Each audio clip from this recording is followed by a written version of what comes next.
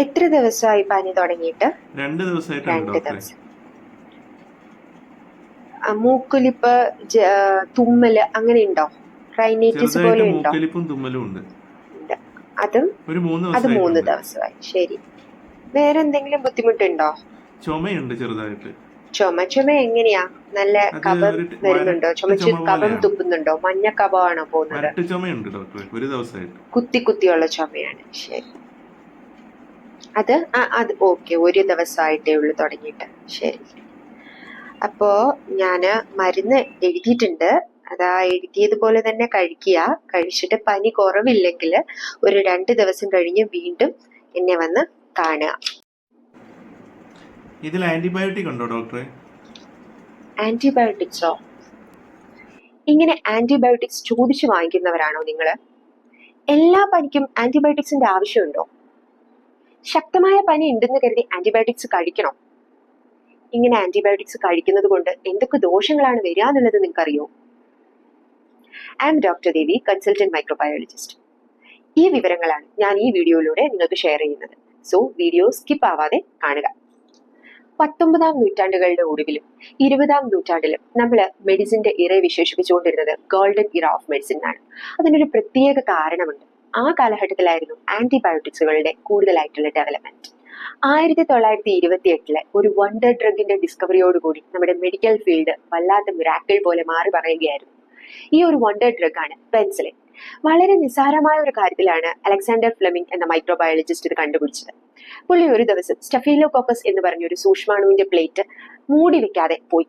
തിരിച്ചു വന്ന ശേഷം ആ പ്ലേറ്റിൽ നിറയെ പൂപ്പൽ പിടിച്ചിരിക്കുന്ന കണ്ടു. അപ്പൊ ഈ പൂപ്പലിന്റെ ഭാഗത്തിൽ ഒന്നും തന്നെ സ്റ്റഫീലോകോക്കസ് വളർന്നിട്ടില്ല. അപ്പോ അദ്ദേഹം മനസ്സിലാക്കി ഈ പൂപ്പലിന്റെ പ്രസൻസിൽ ഏതോ ഒരു മാറ്റർ ഈ ഒരു ഓർഗാനിസത്തിനെ ഗ്രോത്തിനെ ഇൻഹിബിറ്റ് ചെയ്യുന്നുണ്ട്. ആ ഒരു തോട്ടാണ് ഇന്ന് നമ്മൾ ഉപയോഗിക്കുന്ന ആന്റിബയോട്ടിക്സുകളിൽ വന്ന് നിൽക്കുന്നത്. ആ പൂപ്പലായിരുന്നു പെൻസിലിയം നൊട്ടേറ്റം. അതിൽ നിന്നും ഡിസ്കവറി ചെയ്തെടുത്ത ആന്റിബയോട്ടിക് ആണ് പെൻസിലിൻ. ഈ ഒരു ഡിസ്കവറിയോടുകൂടി നമ്മുടെ ഒട്ടുമിക്ക അസുഖങ്ങൾക്കും ഒരു സൊല്യൂഷൻ ആയിരുന്നു കണ്ടെത്തിയിരുന്നത്. അങ്ങനെ 1987 വരെ പല തരത്തിലുള്ള ആന്റിബയോട്ടിക്സുകൾ നമ്മുടെ ശാസ്ത്രജ്ഞന്മാർ നമുക്ക് കണ്ടുപിടിച്ചു തന്നു. അതിനുശേഷം വലുതായ രീതിയിലുള്ള യാതൊരുവിധ ഡെവലപ്മെന്റ്സും പുതിയ ആന്റിബയോട്ടിക്സ് കണ്ടുപിടിക്കുന്നതിൽ നടന്നിട്ടില്ല. പക്ഷെ കോമ്പിനേഷനിലും അങ്ങനെ പല തരത്തിലുള്ള എക്സ്പെരിമെന്റ്സും റിസർച്ചുകളും ഒക്കെ തന്നെ നടന്നു പോകുന്നുണ്ട്. അതിന് ഫലമായി പല കോമ്പിനേഷൻ ആന്റിബയോട്ടിക് ഡ്രഗുകളും നമ്മുടെ വിപണിയിൽ ലഭ്യമാണ്. എല്ലാ ഇൻഫെക്ഷൻസിനും ആന്റിബയോട്ടിക്സ് കഴിക്കാമോ എന്നുള്ളതാണ് അടുത്ത ചോദ്യം. ആന്റിബയോട്ടിക്സ് എന്ന് പറയുന്നത് ആന്റി മൈക്രോബിയൽ എന്ന് പറഞ്ഞ വലിയൊരു വിഭാഗത്തിലെ ഒരു അംശം മാത്രമാണ്. ഈ ആന്റി മൈക്രോബിയൽസ് എന്ന് പറയുന്നത് തന്നെ ഒപ്പോസിംഗ് ലൈഫ് ഓഫ് മൈക്രോബ്സ് എന്നുള്ളൊരു ഗ്രീക്ക് പദമാണ്. അതായത് സൂക്ഷ്മാണുക്കൾക്ക് എതിരെയുള്ള ഒരു മോളിക്യൂൾ, അതാണ് ആന്റി മൈക്രോബിയൽസ്. സൂക്ഷ്മാണുക്കൾ പലതരത്തിലുണ്ട്. ബാക്ടീരിയ ഉണ്ട്, ഫംഗസ് ഉണ്ട്, വൈറസ് ഉണ്ട്, പ്രോട്ടോസോവൻസ് ഉണ്ട്. അപ്പം ഇതിനെ എല്ലാത്തിനും anti fungal, anti viral, anti protozoal and finally antibiotics ഉണ്ട്. ഇതിൽ നമ്മൾ കൂടുതലായി കണ്ടുവരുന്ന ബാക്ടീരിയൽ ഇൻഫെക്ഷന് എഗനിസ്റ്റ് ആയിട്ട് കൊടുക്കുന്ന ഒന്ന് മാത്രമാണ് ആന്റിബയോട്ടിക്സ്. അതുകൊണ്ട് തന്നെ മറ്റുള്ള എന്ത് പനി വന്നാലും ഇത് കൊടുക്കേണ്ട ആവശ്യമില്ല. ആൻഡ് വൈറൽ ഫീവറിനാണെങ്കിലും പ്രോട്ടോസോവൽ ആയിട്ടുള്ള ഗാസ്ട്രിക് ഡിസ്കംഫോർട്ട് ഒക്കെ ആണെങ്കിലും കണ്ണടച്ച് ആന്റിബയോട്ടിക് എടുക്കേണ്ട യാതൊരുവിധ കാര്യവുമില്ല. പിന്നെ എപ്പോഴാണ് ആന്റിബയോട്ടിക്സ് എടുക്കുന്നത്? കൃത്യമായ ഡോക്ടറിന്റെ ചെക്കപ്പില്, കൾച്ചർ ആൻഡ് സെൻസിറ്റിവിറ്റി എന്ന് പറയുന്ന ഒരു ടെസ്റ്റില്, ലബോറട്ടറിയില് സഹായത്തോടു കൂടിയാണ് ആന്റിബയോട്ടിക്സ് നിങ്ങൾക്ക് എടുക്കണോ വേണ്ടയോ എന്ന് പറയുന്നത്. അപ്പോൾ പലർക്കും കൾച്ചർ ആൻഡ് സെൻസിറ്റിവിറ്റിയെ പറ്റിയാണ് ആദ്യം അറിയേണ്ടത്. നമ്മൾ കഫം, മൂത്രം, മലം, ഇങ്ങനെയുള്ള എല്ലാ ബ്ലഡ്, ഇതുപോലുള്ള എല്ലാ ഹ്യൂമൻ കമ്പോണൻസിൽ നിന്നും നമ്മൾ ആദ്യം കൾച്ചർ ചെയ്യും. അതിൽ പത്തോജനിക്, അതായത് രോഗകാരണമായിട്ടുള്ള ബാക്ടീരിയ കണ്ടുപിടിക്കുന്നുണ്ടോ എന്നുള്ളതാണ്. അത് കണ്ടുപിടിച്ചാൽ തന്നെ അത് സിഗ്നിഫിക്കന്റ് ആയ രോഗാവസ്ഥ ഉണ്ടാക്കാൻ തരത്തിലുള്ള അളവിലുള്ള ബാക്ടീരിയ ഉണ്ടോ എന്നുള്ളതാണ് കണ്ടുപിടിക്കേണ്ടതാണ് ആദ്യത്തെ ദൗത്യം. അതിനുശേഷം ഈ ബാക്ടീരിയ ആന്റിബയോട്ടിക്സുകളോട് എങ്ങനെ പ്രതിരോധിക്കുന്ന ഒന്നാണ് എന്ന് കണ്ടുപിടിക്കുക എന്നുള്ളതാണ് രണ്ടാമത്തെ കാര്യം. ഈ ഒരു കൾച്ചർ ആൻഡ് സെൻസിറ്റിവിറ്റിയുടെ ബേസിൽ മാത്രം മതി ആന്റിബയോട്ടിക്സുകൾ എടുക്കുന്നത്. അതിനു മുമ്പ് ഒരു എംപിരിക്കൽ ട്രീറ്റ്മെന്റ് ഉണ്ട്. എംപിരിക്കൽ എന്ന് പറഞ്ഞാൽ നമ്മൾ ഈ കൾച്ചർ ആൻഡ് സെൻസിറ്റിവിറ്റി ഇന്ന് തന്നെ കിട്ടുന്ന ടെസ്റ്റ് അല്ല. അതിന് മിനിമം 48 മണിക്കൂർ വേണം.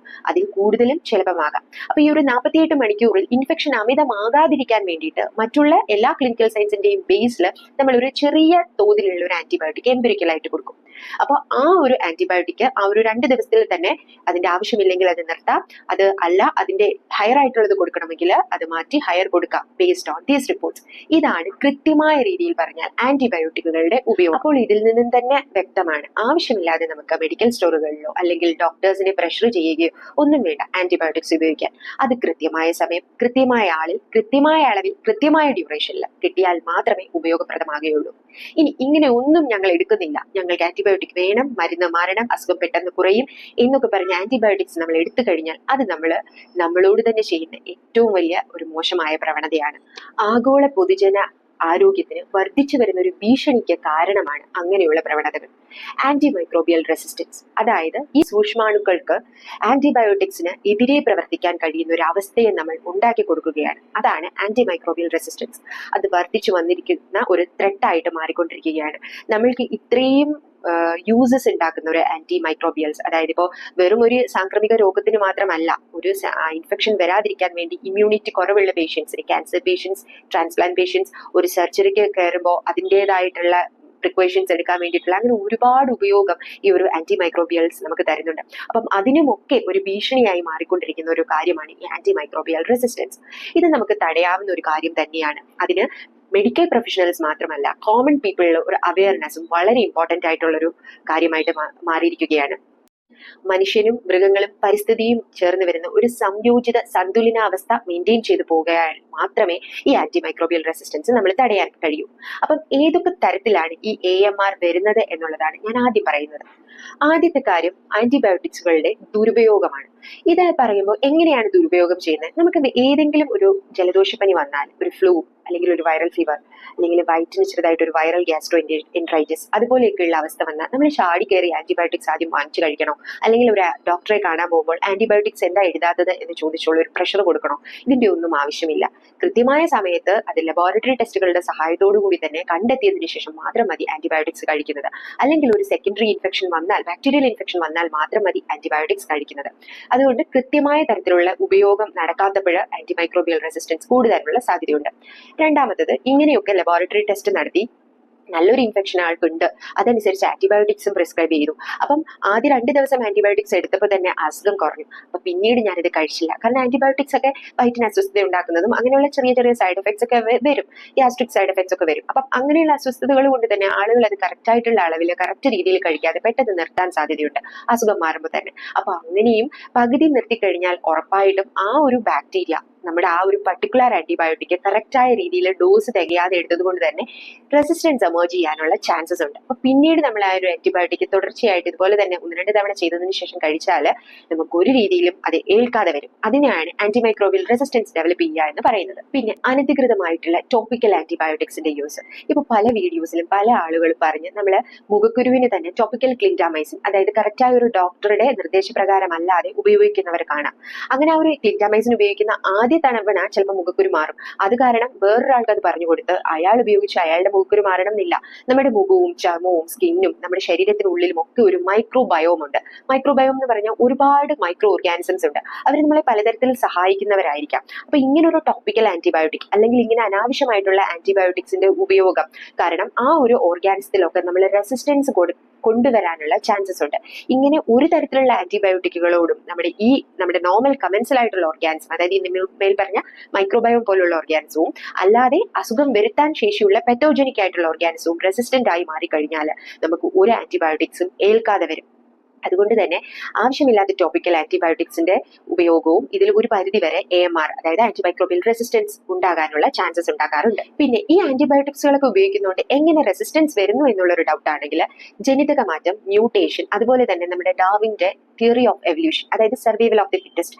എപ്പോഴും ആന്റിബയോട്ടിക്സുകൾ ഒരു ബാക്ടീരിയയിലേക്ക് നമ്മൾ ആവശ്യമില്ലാതെ ഉപയോഗിച്ചുകൊണ്ടിരുന്ന ആ ബാക്ടീരിയ അവരുടെ സർവൈവൽ ഓഫ് ഫിറ്റസ്റ്റ്, അതായത് നമ്മുടെ കറക്റ്റ് ആയിട്ടുള്ള പ്രിൻസിപ്പിൾ ഓഫ് എവല്യൂഷൻ വെച്ചിട്ട് അതിന്റെ എഗനിസ്റ്റ് ആയിട്ടുള്ള മെക്കാനിസംസ് ഡെവലപ്പ് ചെയ്യും, ജനിതക മാറ്റം സംഭവിക്കും. അപ്പൊ ഈ ജനിതക മാറ്റം സംഭവിച്ചു കഴിഞ്ഞാൽ ചിലപ്പോൾ ഈ ഒരു ബാക്ടീരിയയിൽ നിന്നും വേറൊരു ബാക്ടീരിയയിലേക്ക് ഈ ഒരു പർട്ടിക്കുലർ ജീൻ ട്രാൻസ്ഫർ ചെയ്യാനുള്ള കഴിവ് അവർക്ക് ഉണ്ടാകും. അപ്പൊ നമ്മുടെ ഒരു നോർമൽ കമൻസൽ ഇതിനോടൊക്കെ എക്സ്പോഷർ ആയി കഴിഞ്ഞാൽ ആ കമൻസൽ പിന്നെ ഒരു പെത്തോജനിക് ആയിട്ടുള്ള ഒരു ഓർഗാനിസം നമ്മുടെ ശരീരത്തിനെ പിടിപെടുമ്പോൾ അവരിലേക്ക് ഈ ജീനിനെ ഹൊറിസോണ്ടൽ ട്രാൻസ്ഫർ, അതായത് ഒരു ബാക്ടീരിയയിൽ നിന്നും മറ്റൊരു ബാക്ടീരിയയിലേക്ക് ഈ ഒരു ജീനിനെ കൊടുക്കാനായിട്ട് ഇവർക്ക് കഴിയും. അതിനെയാണ് നമ്മൾ ഹൊറിസോണ്ടൽ ട്രാൻസ്ഫർ എന്ന് പറയുന്നത്. അപ്പൊ ആ ഒരു ഹൊറിസോണ്ടൽ ട്രാൻസ്ഫറിന്റെ ഭീഷണി, പ്ലാസ്മിഡ്സിന്റെ ട്രാൻസ്ഫർ അതിന്റെ ഭീഷണി വരുന്നത് കൊണ്ട് തന്നെ റെസിസ്റ്റൻസ് അങ്ങനെയുള്ള സാഹചര്യത്തിൽ പെത്തോജനിക് ആയിട്ടുള്ള ഓർഗാനിസത്തിലേക്ക് വന്നു കഴിഞ്ഞാൽ നമുക്ക് യാതൊരുവിധ ആന്റിബയോട്ടിക്സും അതിനോട് പ്രതിരോധിക്കാതെ വരും. അതും ഭീകരമായ ഒരു അന്തരീക്ഷമാണ്. പിന്നെ വരുന്ന ഒരു ഇമ്പോർട്ടന്റ് കാര്യം, മത്സ്യമാംസാദികൾ നമ്മൾ ഭക്ഷിക്കുന്നതിലൂടെ നമ്മൾ പ്ലാന്റ്സിലൊക്കെ ഇടുന്ന ഫെർട്ടിലൈസേഴ്സിലും ഇതിലൊക്കെ ഇപ്പൊ എൻറിച്ച്മെന്റ് നടത്തുന്ന ഒരു